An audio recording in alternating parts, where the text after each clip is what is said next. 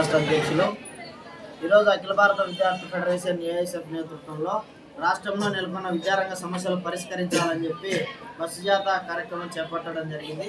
కూటమి ప్రభుత్వానికి నేరుగా సూటిగా మేము ఒక్కటే అడుగుతా ఉన్నాం. ఈ కూటమి ప్రభుత్వం విద్యార్థులు లేదా విద్యార్థి సంఘాలు మాట్లాడడానికి ప్రయత్నం చేస్తే ఎక్కడికక్కడ అడ్డుకట్ట వేస్తూ ఉన్నారు.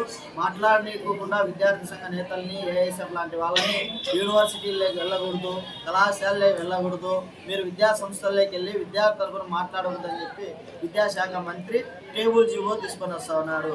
నియంతపూరితమైనటువంటి మాటలు మాట్లాడడానికి అధికారం ఎల్లవేళలా ఉండదు. విద్యాశాఖ మంత్రి ఏ విద్యార్థుల దగ్గరికి వచ్చి యువగలం పాదయాత్ర ద్వారా 77 జీవోను రద్దు చేస్తా ఉన్నావు?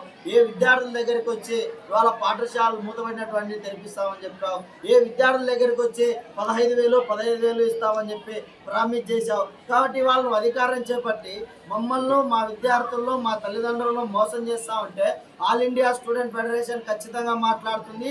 నీ యొక్క నియంతపూరితమైనటువంటి ఏదైతే అహంకార ధోరణి ఉందో దీన్ని దించే వరకు కూడా విద్యార్థి పోరాటం చేస్తుందని చెప్పి ఈ సందర్భంగా తెలియజేస్తా ఉన్నాను. మరి ఇదే మదనపల్లిలో బీటీ కళాశాల ప్రైవేటు పరం అవుతా ఉందంటే గతంలో నువ్వు అధికారంలోకి రావడం కోసం ఏఐఎస్ఎఫ్ చేపట్టిన విద్యార్థి ఉద్యమానికి చంద్రబాబు నాయుడు గారు వచ్చారు, వాళ్ళ తండ్రి గారు, వాళ్ళ యొక్క తనయుడు గారు వచ్చారు.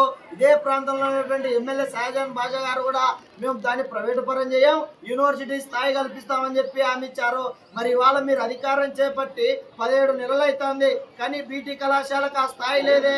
ఇవాళ రాష్ట్రంలో 17 యూనివర్సిటీలకు వైస్ ఛాన్సలర్లు లేరే, రిజిస్టర్లు నియమించుకోలేకపోతా ఉన్నావే, నిధులు లేకుండా పోతా ఉన్నాయే. యూనివర్సిటీలో అక్కడ ఆంధ్ర యూనివర్సిటీ మొదలుకొని ఇవాళ శ్రీకృష్ణదేవరాయ యూనివర్సిటీ వరకు అన్ని యూనివర్సిటీల్లో విద్యార్థులు లేక డిపార్ట్మెంట్ క్లోజ్ అవుతా ఉన్నాయి. కామన్ పీజీ సెట్ విధానాన్ని రద్దు చేస్తా ఉన్నావు. ఏ యూనివర్సిటీకి ఆ యూనివర్సిటీకి స్వయం ప్రతిపత్తి కల్పించి పీజీ సెట్లు కంటిన్యూ చేస్తామని చెప్పావు, కానీ ఇవాళ మర్చిపోతా ఉన్నావు. డిపార్ట్మెంట్ క్లోజ్ అయిపోతా ఉంటే నువ్వేమో విద్యా వ్యవస్థను సుస్థిర అభివృద్ధి సాధిస్తామని చెప్పి మాట్లాడుతా ఉన్నావు. KL university, Vignan university, VIT university, నీ తోడల్లుడు గీతం యూనివర్సిటీ లాంటివి వారి ప్రాపగండ పెంచడం కోసం ప్రభుత్వ విద్యను విధ్వంసం చేస్తా ఉన్నాడు విద్యాశాఖ మంత్రి. కార్పొరేట్ల మంత్రిగా చలామణి అవుతా ఉన్నాడు విద్యాశాఖ మంత్రి. పైపెచ్చు ఉత్తరాంధ్ర విద్యార్థుల్లో, ఇవాళ రాయలసీమ విద్యార్థుల్లో మోసం చేసే విధంగా నిధులు కేటాయిస్తాం. మీరు వెనుకబడిన జిల్లాలు, మీ అందరికీ మిషన్ రాయలసీమ పేరుతో మీ అందరికి సుస్థిర అభివృద్ధి సాధిస్తానని చెప్పావు. ఎక్కడ మిషన్ రాయలసీమ పేరుతో అభివృద్ధి సాధిస్తా ఉన్నావు?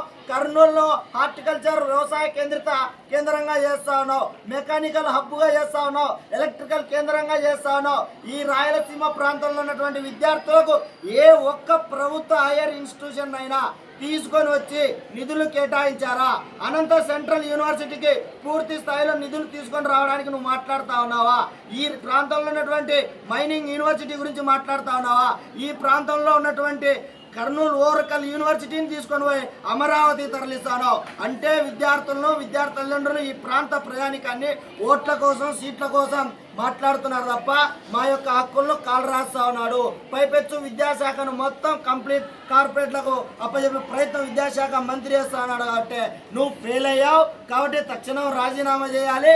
ఆ వైపున నీ ఆలోచన లేకపోతే భవిష్యత్తులో పెద్ద ఎత్తున పోరాటాలకు ఆల్ ఇండియా స్టూడెంట్ ఫెడరేషన్ శ్రీకారం చుట్టిందని చెప్పి ఈ సందర్భంగా హెచ్చరిస్తా ఉన్నాం.